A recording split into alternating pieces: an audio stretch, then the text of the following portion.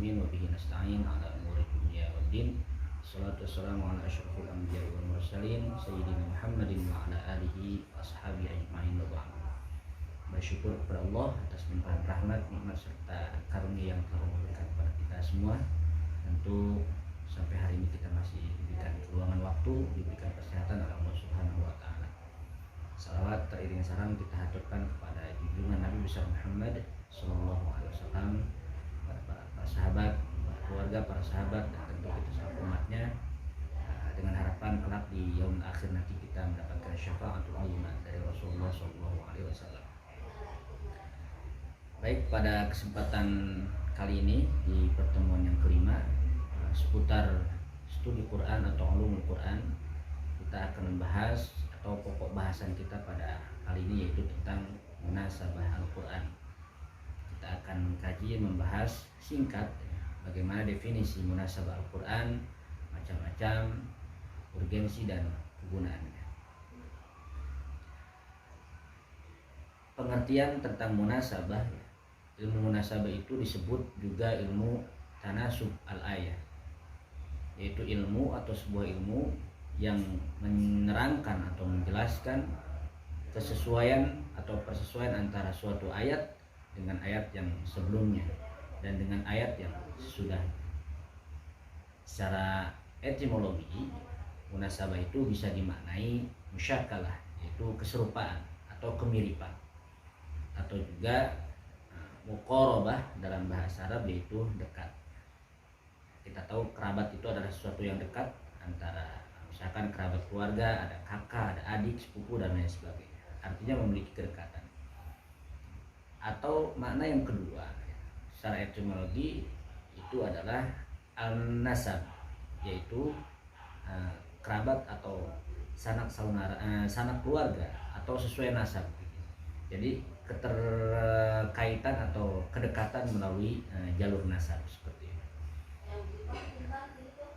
Perlu diketahui bahwa munasabah Al-Quran itu tentu didasarkan atas hasil ijtihad para ulama, bukan melalui petunjuk Nabi atau tauqifi. Jadi setiap orang bisa saja menghubung-hubungkan antara berbagai hal yang ada di dalam ayat atau di dalam surat yang tertuang di dalam kitab Al-Quran. Lalu apa perbedaan antara munasabah dengan asbabun nuzul ya? Perbedaan yang mendasar antara munasabah dengan asbabun nuzul, munasabah lebih fokus terhadap kajian hubungan teks dalam bentuknya yang akhir dan final. Sedangkan asbabun nuzul itu mengkaji, fokus kajiannya itu hubungan bagian-bagian teks dengan kondisi eksternal. Kita kembali lagi tentang munasabah Al-Quran dari sisi sejarah, dari tinjauan historis, sejarah perkembangan munasabah Al-Quran. Pertama kali ilmu munasabah Al-Quran ini diperkenalkan oleh ulama, yaitu Imam Abu Bakar An-Naisaburi yang wafat pada tahun 324 Hijriah. Lalu seiring berkembangnya waktu dan kebutuhan umat pada saat itu, maka oleh Ahmad bin Ibrahim bin Zubair As-Saqafi yang hidup kisaran waktu 628 sampai 708 Hijriah. Kemudian beliau mengarang sebuah buku Al-Burhan fi Tanasubi Suwaril Quran, dan difokuskan terhadap pembahasan tentang keserasian hubungan antar surat. Jadi antar surat, kita kenal bahwa ada 114 surat itu, kemudian melalui buku Al-Burhan fi Tanasubi Suwaril Quran ini oleh Ahmad bin Ibrahim bin Zubair As-Saqafi ini kemudian diserasikan. Bagaimana surat yang mana yang serasi dengan surat yang lain seperti itu. Pada abad ke-8 Hijriah, Burhanuddin Muhammad bin Abdullah Az-Zarkashi yang hidup pada kisaran 745 sampai 794 Hijriah ini juga kemudian mencoba menerapkan pola munasabah Al-Quran dalam buku Al-Burhan fi Ulumil Quran. Pada dalam buku karangan ini ditekankan kepada hubungan antar ayat dengan ayat. Kalau tadi misalkan sebelumnya Ahmad bin Abdurrahim bin Zubair As-Saqafi itu lebih menekankan terhadap keserasian hubungan antar surat. Burhanuddin Muhammad bin Abdullah Az-Zarkash ini atau Az-Zarkash yang masyhur kita kenal itu lebih menekankan kepada hubungan antar ayat dengan ayat. Lalu berikutnya pada abad ke-9 Hijriah, Al-Biqai yang wafat tahun 885 Hijriah kemudian memadukan dua unsur yang pernah dibahas oleh ulama-ulama sebelumnya, termasuk As-Saqafi dan Az-Zarkashi tersebut. Yang tadinya fokus terhadap surat dengan surat saja atau ayat dengan ayat saja, pada Al-Biqai pada kesempatan ini kemudian memadukan dua unsur tersebut dalam kitab Nazbud Duror fi Tanasubil Ayat was Suwar. Jadi hubungan antara ayat dan surah jadi kemudian dipadukan di sana. Seperti itu. Berikutnya pertanyaan bagi kita, bagaimana cara mengetahui dan mencari munasabah ayat. Jadi As-Suyuti di dalam bukunya Al-Itqan fi Ulumil Quran menjelaskan ada beberapa hal yang perlu diperhatikan oleh kita untuk menemukan munasabah ayat atau surat dalam Al-Quran. Yang pertama yaitu harus diperhatikan tujuan pembahasan suatu surat yang menjadi objek pencarian. Yang kedua yaitu memperhatikan uraian ayat-ayat yang sesuai dengan tujuan yang dibahas dalam sebuah surat. Yang ketiga, menentukan tingkatan uraian-uraian itu, apakah ada hubungannya atau tidak, baik yang terkaitan terhadap surat maupun ayat yang ada di dalam Al-Quran. Yang terakhir, yang keempat, dalam mengambil kesimpulan munasabah ayat itu hendaknya kita memperhatikan ungkapan-ungkapan bahasa dalam Al-Quran dengan benar dan tidak berlebihan. Itu kiranya salah beberapa cara ya, untuk kemudian kita mengetahui dan mencari munasabah ayat atau surat di dalam Al-Quran. Berikutnya tentu kemudian perkembangannya ilmu munasabah Al-Quran itu kemudian dikategorikan ke dalam dua atau diklasifikasikan ke dalam dua macam ya, ke dalam dua bagian. Yang pertama dari aspek sifat, yang kedua yaitu dari aspek materi ya. Dari aspek sifat kemudian turun menjadi zahirul irtibat dan khafiyul irtibat. Sedangkan dari aspek atau dari segi materi itu kemudian turun ya, ada yang namanya munasabah antar ayat dalam Al-Quran, lalu juga ada munasabah antar surat dalam Al-Quran. Lalu bagaimana atau di mana kita bisa mencari salah satu contoh yang berkaitan dengan munasabah ya, dari segi sifat. Yang pertama tadi dibagi ke dalam dua. Yang pertama adalah zahirul irtibat, yang artinya munasabah ini terjadi karena bagian Al-Quran yang satu dengan yang lain nampak jelas dan kuat. Hal ini disebabkan kuatnya kaitan kalimat yang satu dengan yang lainnya. Bisa kita ambil salah satu contoh dalam surat Al-Baqarah ya, ayat 189. A'udzubillahi minasyaitonirrajim. Yas'alunaka 'anil ahillah hiya mawaqitu lin-nasi wal hajj wa laysal birru bi an ta'tul buyuta min zuhuriha walakinnal birra man ittaqa wa'tul buyuta min abwabiha wattaqullaha la'allakum tuflihun. Atau ayat berikutnya ya, waqatilu fi sabilillahi alladhina yuqatilunakum wa la ta'tadu innallaha la yuhibbul mu'tadin. Nah, ini secara sifat ya, zahir artinya jelas, kuat. Ada kesesuaian antara ayat yang pada ayat 129 dalam surat Al-Baqarah dan dan ayat 190 dalam surat Al-Baqarah. Jadi kalau kita baca terjemahannya secara utuh, Mereka bertanya kepada Muhammad tentang bulan Sabi. Katakanlah itu adalah penunjuk waktu bagi manusia dan ibadah haji. Dan bukanlah suatu kebajikan memasuki rumah dari atasnya, tetapi kebajikan adalah bajikan orang yang bertakwa. Masukilah rumah-rumah dari pintu-pintunya dan bertakwalah kepada Allah agar kamu beruntung.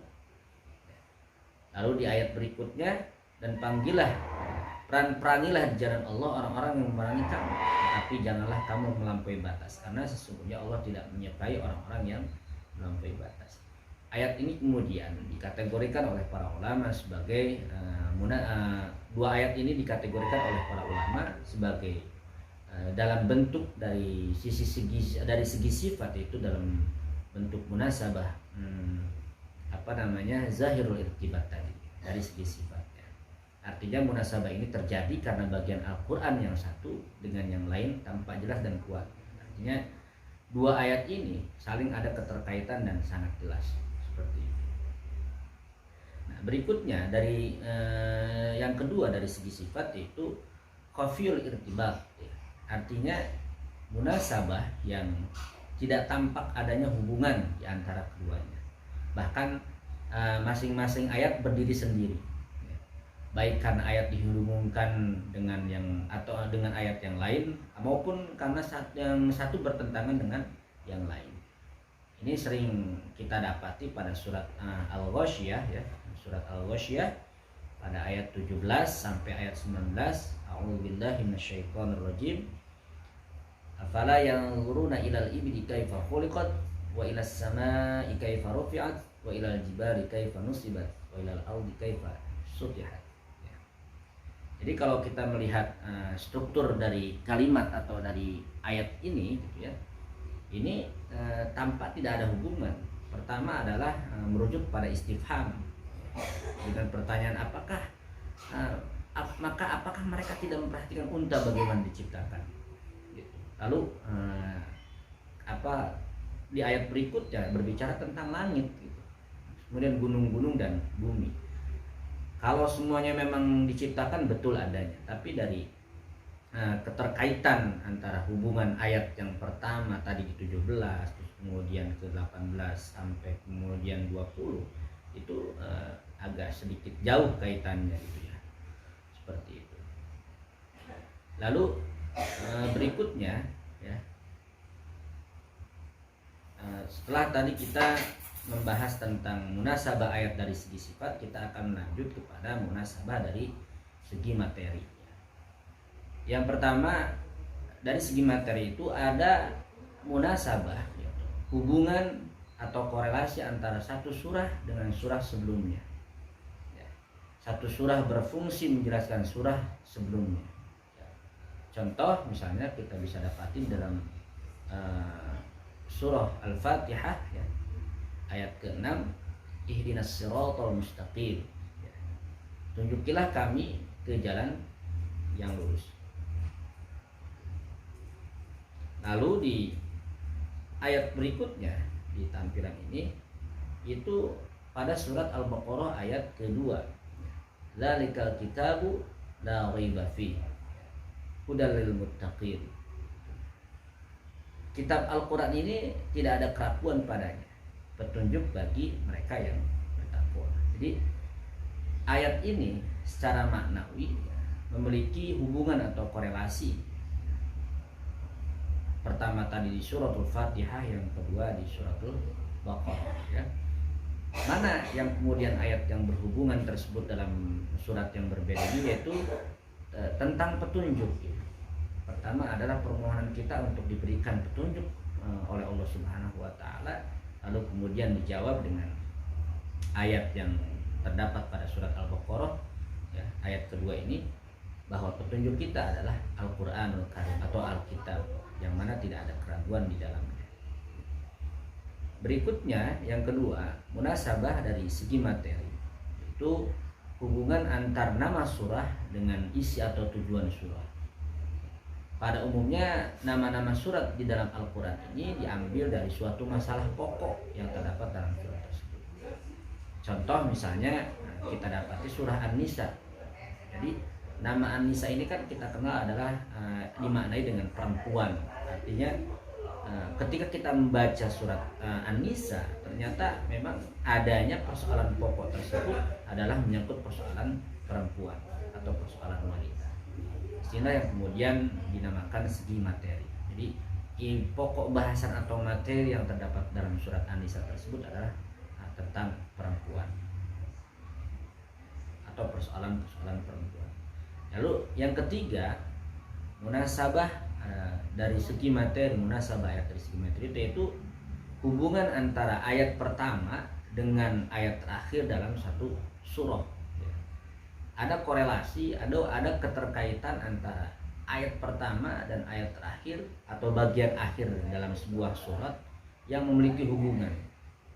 Baik dalam hal ini baik secara makna maupun secara keterkaitan lah gitu ya. Kalau kita lihat di surat Al-Mu'minun misalnya, qad aflahal mu'minun ya. Sesungguhnya atau telah beruntung, sungguh beruntung orang-orang yang beriman. Al-Mu'minun ayat 1. Lalu di bagian akhir surat Al-Mu'minun ya, di ayat 117, karena di Al-Mu'minun kalau tidak salah ada 118 ayat. Sini kemudian Allah membandingkan ya, atau kebalikan dari orang yang beruntung itu yaitu ya orang-orang yang kafir gitu. Menurut kacamata Allah Subhanahu wa taala, menurut firman Allah Subhanahu wa taala. Innahu la yuflihul kafirun. Sesungguhnya orang-orang kafir itu tidak beruntung. Artinya orang yang beruntung adalah orang yang beriman, sedangkan yang tidak beruntung adalah orang yang kafir. Lalu berikutnya munasabah Al-Quran dari segi materi, yaitu hubungan antara satu ayat dengan ayat yang lain dalam satu surat. Hubungan antara satu ayat dengan ayat yang lain dalam satu surat. Contoh sering kita dapati dalam surah Al-Baqarah ayat 2 dan 3. Dzalikal kitabul la raiba fi hudal lil muttaqin. Kitab Al-Quran ini tidak ada keraguan padanya, petunjuk bagi mereka orang-orang yang bertakwa. Alladzina yu'minuna bil ghaibi wa yuqimunas sholata wa mimma razaqnahum yunfiqun.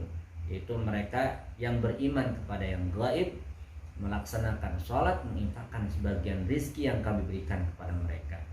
Nah ayat ini kalau kita lihat ya, secara utuh, kita buka mushaf misalnya, ayat 2 dan 3 ini memiliki hubungan atau memiliki korelasi. Artinya ayat pada surat Al-Baqarah di ayat kedua ini kemudian dikuatkan di ayat berikutnya di ayat yang ketiga. Ketika misalnya dzalikal kitabul la raiba hudal muttaqin, itu orang akan bertanya, siapa sih orang-orang yang termasuk golongan orang yang bertakwa? Demikian misalnya. Maka dijawab di ayat berikutnya, alladzina yu'minuna bil ghaib, itu orang-orang yang beriman terhadap yang gaib, termasuk Allah Subhanahu wa taala, malaikat misalnya dan lain sebagainya. Wa yuqimunas shalah, orang-orang yang mendirikan salat. Lalu kemudian orang-orang yang menginfakkan atau yang menyedekahkan sebagian rezeki yang mereka dapati ya, seperti itu. Nah inilah kemudian sebagai kalimat atau ayat penjelas dari ayat-ayat sebelumnya, sehingga dikatakan ayat dalam hal ini adalah ayat tersebut memiliki hubungan antara satu ayat dengan ayat yang lain dalam satu surah. Dari segi ini adalah munasabah dari salah satu munasabah ayat dari segi materi. Yang berikutnya yaitu masih berkaitan dengan munasabah dari segi materi, hubungan antara kalimat dengan kalimat yang lain ya. Kita bisa dapati dalam surat Al-Fatihah ya, itu pada kalimat pada jumlah alhamdulillahirabbil alamin ya. Jadi di sini di dalam ayat alhamdulillahirabbil alamin ini segala puja bagi Allah, lalu kemudian dijelaskan kembali, ditegaskan kembali bahwa sifat Allah dijelaskan pada kalimat berikutnya, yaitu Tuhan semesta alam. Artinya ayat ini menunjukkan ya, dari tadi di kalimat pertama itu alhamdulillah, lalu kemudian dikuatkan dengan kalimat berikutnya yaitu Rabbil alamin. Jadi ada kalimat utamanya ya, segala puji bagi Allah, lalu dikuatkan dengan kalimat penjelasan itu Tuhan semesta alam. Ini hubungan antar kalimat dengan kalimat yang lain dalam satu ayat. Berikutnya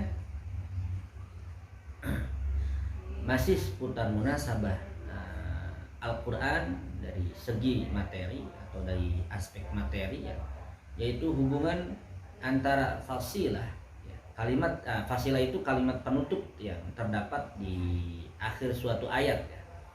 Jadi fasilah itu adalah kalimat penutup yang terdapat di akhir suatu ayat. Jadi hubungan antara fasilah dengan isi ayat ya.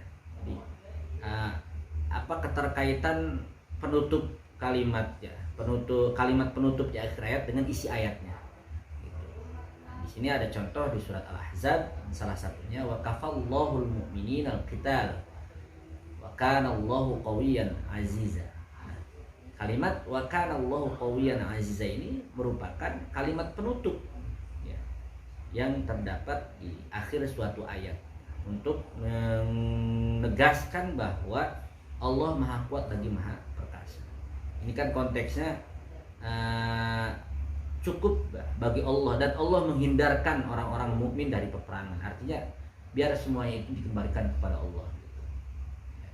Kita tahu ya, dari zaman Rasulullah para sahabat juga banyak yang berjihad, berjuang di jalan Allah, salah satunya dengan peperangan ya, dan saat itu memang atas izin Allah Subhanahu wa ta'ala. Tapi kemudian Allah juga mencukupkan peperangan itu karena segala sesuatunya adalah milik Allah, kekuasaan adalah milik Allah.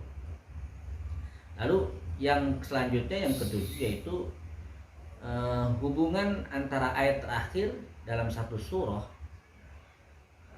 dengan ayat pertama surah berikutnya. Nah ini menarik gitu ya. Jadi terdapat beberapa ayat di dalam Al-Quran yang mana memiliki hubungan antara akhir ayat dalam satu surah yang berkaitan atau berhubungan dengan awal ayat dalam satu surah. Ini kita bisa dapati di surat Al-Waqi'ah ya, ayat 96 dan surat Al-Hadid ayat ke-1. Fasabbih bismi rabbikal azim, maka bertasbihlah dengan menyebut nama Tuhanmu yang maha besar. Surat Al-Waqi'ah ayat 96. Lalu kemudian katakanlah kita membaca untuk melanjutkan, bismillahirrahmanirrahim, sabbaha lillahi ma fis samawati wal ard wa huwal azizul hakim. Semua yang berada di langit dan di bumi bertasbih kepada Allah, menyatakan kebesaran Allah, dan Dialah maha kuasa atas segala sesuatu. Secara bahasa sabbaha yusabbihu ini ya, kalau di tadi di surat Al-Waqi'ah itu ada kalimat fasabbih dalam bentuk amr ya, yang didahului dengan fa ya, fa di sini fa sababiyah kalau tidak salah. Maka ini dijelaskan kembali, dikuatkan kembali dengan ayat yang baru pada surat yang baru gitu. Tapi dengan dalam konteks yang sama, yaitu tentang bertasbih kepada Allah Subhanahu wa ta'ala. Kita diperintahkan oleh Allah untuk bertasbih. Fasabbih bismi rabbikal azim. Sebagaimana gitu ya, bahwasanya langit dan bumi itu bertasbih kepada Allah Subhanahu wa ta'ala. Masa iya kita manusia tidak bertasbih? Kira-kira begitu. Lalu ya, tadi sudah dijelaskan ya terkait munasabah ayat yang berkaitan dengan segi sifat, ada dua ya, ada zahirul istibat dan khafiyul irtibat gitu ya. Lalu yang berikutnya juga ada yang dari segi materi, ada 7 poin. Nanti silakan Bapak Ibu bisa melihat lebih jelas lagi, dan dari komparasikan, dibandingkan, ditambahkan dengan referensi-referensi yang lain yang berkaitan dengan ulumul Quran. Lalu apa kegunaan atau manfaat dari urgensi dari mempelajari munasabah Al-Quran ini? Jadi tentu setiap ilmu, karena munasabah Al-Quran ini juga bagian dari ilmu, turunan dari ulumul Quran. Tentu banyak kegunaan yang bisa kita dapati dan manfaat yang sangat luar biasa. Yang pertama adalah dapat memudahkan kita sebagai muslim untuk memahami ayat-ayat Al-Quran, terutama ayat yang tidak disertai asbabun nuzulnya gitu. Nah, di pertemuan sebelumnya kan kita sudah membahas tentang asbabun nuzul, ada ayat yang diturunkan dengan dasar sababun nuzul dan ada ayat yang memang diturunkan tidak didasari dengan asbabun nuzul, tapi kemudian itu adalah hak prerogatif Allah. Karena ini merupakan ayat Al-Quran, merupakan firman Allah, maka diyakini bahwa setiap firman Allah atau setiap wahyu, setiap ayat yang diturunkan kepada Nabi kita, dibacakan kepada Nabi kita merupakan suatu wahyu, dan wahyu tersebut memiliki tujuan sebagai penerang hidup kita, sebagai jalan hidup kita. Jadi untuk memudahkan memahami ayat Al-Quran, terutama ayat yang tidak disertai asbabun nuzul, ya, seperti itu. Berikutnya yaitu mengetahui persambungan hubungan antara bagian Al-Quran, baik itu kalimat dengan kalimat, ayat dengan ayat, surat maupun surat. Artinya kalimat, ayat arti ada keterkaitan, korelasi satu dengan yang lain. Yang berikutnya, dengan ilmu munasabah Al-Quran tentu dapat diketahui mutu dan tingkat kebahagiaan bahasa Al-Quran dan konteks-konteks kalimatnya. Ya. Jadi serta penyesuaian ayat dan atau surat yang satu dengan yang lainnya, sehingga meyakinkan bahwa ijazul Quran, kemujizatan Al-Quran itu betul-betul diyakini merupakan wahyu dari Allah Subhanahu wa Ta'ala dan bukan buatan Nabi kita Muhammad SAW. Jelas dari tadi yang beberapa contoh yang disampaikan, salah satunya misalkan ketika ada ayat di akhir di surat Al-Waqiah 96 kemudian ternyata punya korelasi dengan ayat ayat pertama pada surat Al-Hadid dengan konteks atau isi yang sama, yaitu terkait perihal tasbih atau tasbih, yaitu mensucikan Allah Subhanahu wa Ta'ala, maha sucikan Allah Subhanahu wa Ta'ala.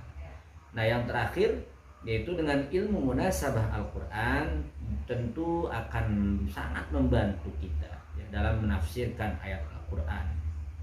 Jadi dengan setelah kemudian diketahui hubungan suatu kalimat, suatu ayat dengan kalimat atau ayat yang lain, sehingga ini mempermudah para mufassir atau para ulama untuk dalam hal mengambil keputusan sebuah hukum atau istimbat hukum atau isi kandungannya, sehingga bisa diaplikasikan, dipraktikan ya. Apalagi hal-hal yang berkaitan dengan syariat misalnya atau pengetahuan, itu bisa di sini bisa dilakukan dengan cara yaitu mempelajari munasabah Al-Quran, sehingga pengambilan keputusan dalam sebuah istimbat hukum itu penting kiranya untuk mempelajari munasabah Al-Quran. Kiranya itu yang bisa kami sampaikan dalam video singkat ini, hal-hal yang berkaitan dengan munasabah Al-Quran. Bapak Ibu persilahkan untuk menambahkan referensi atau literatur-literatur yang berkaitan dengan munasabah. Saya Zainal Mutakin undur diri. Semoga kesalahan atau kekurangan murni dari saya pribadi dan yang benar dari Allah Subhanahu wa Ta'ala. Adanallahu wa iyyakum ajma'in. Billahi taufiq wal hidayah. Wallahu muwaffiq ila aqwamit thoriq.